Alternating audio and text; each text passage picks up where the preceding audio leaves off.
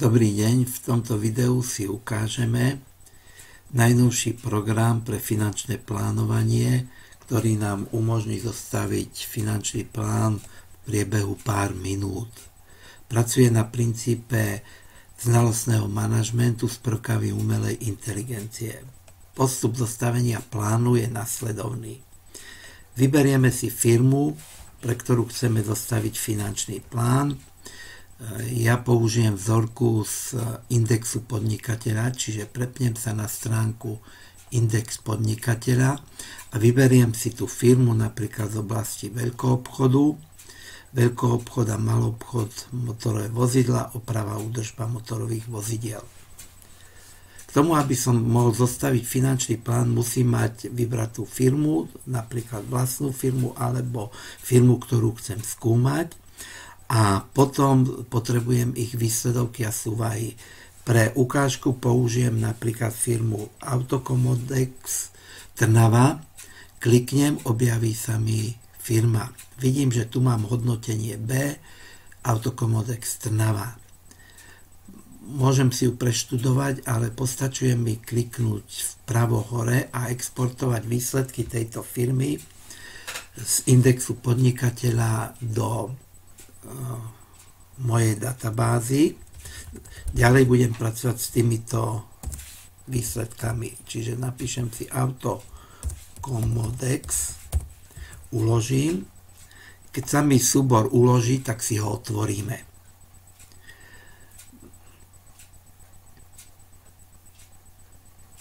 Už sa nám otvoril. Tu vidíme vstupné dáta, výsledovku a súvahu. Tu máme súvahu, výsledovku. Tieto dáta prenesieme do programu finančné plánovanie, čiže skopírujem si 5 rokov späť posledné známe dáta, to je 2018-2022, Ctrl+C a vložím si ich do programu pre zostavenie finančného plánu. Čiže prepnem sa na vstupy, tu si nadstavím roky, vychádzam 2020, uložíme dáta. Pozriem sa, automaticky sa nám vytvorila súvaha, môžete pozrieť 2018 až 2030 mám vytvorenú súvahu. Využila všetky tie známe dáta a určité závislosti, no a naprojektovala samostatne budúcnosť v oblasti vývoja majetku, kapitálu.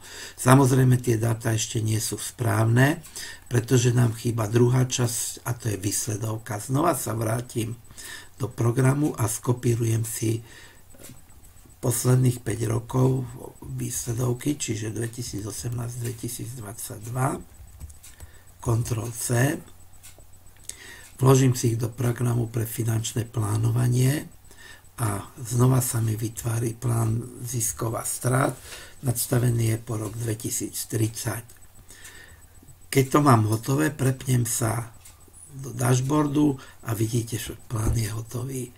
Čiže zostavilo sa, vidím vývoj likvidity, firma mala v roku 2022 0,6, naprojektovala do roku 2029 na hodnotu 5,1, celkovú zadlženosť zo 60 znížilo na 18, rentabilitu udržalo z 9 na 15, čiže optimálna rentabilita, zadlženosť je troška nižšia a likvidita troška vyššia.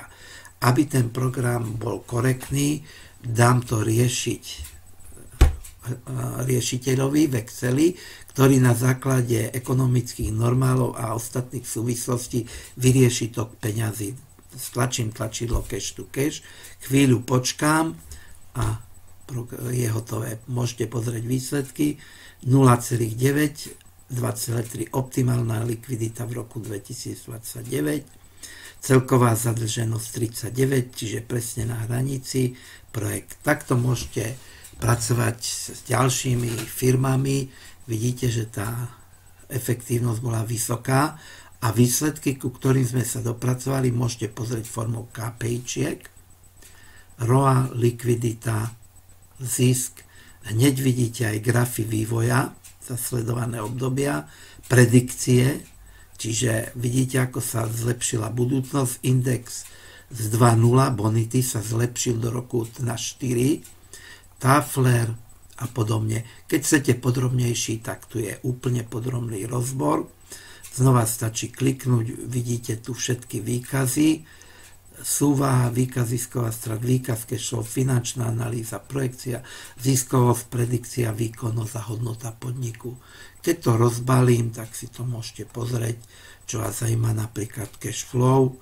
Kliknem, pozriem si v grafe vývoj cashflow.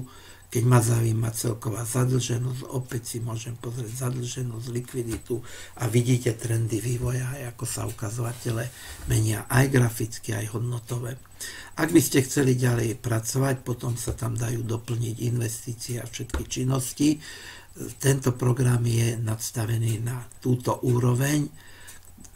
Rýchlosť je veľmi vysoká, môžete ho používať vo svojej práci.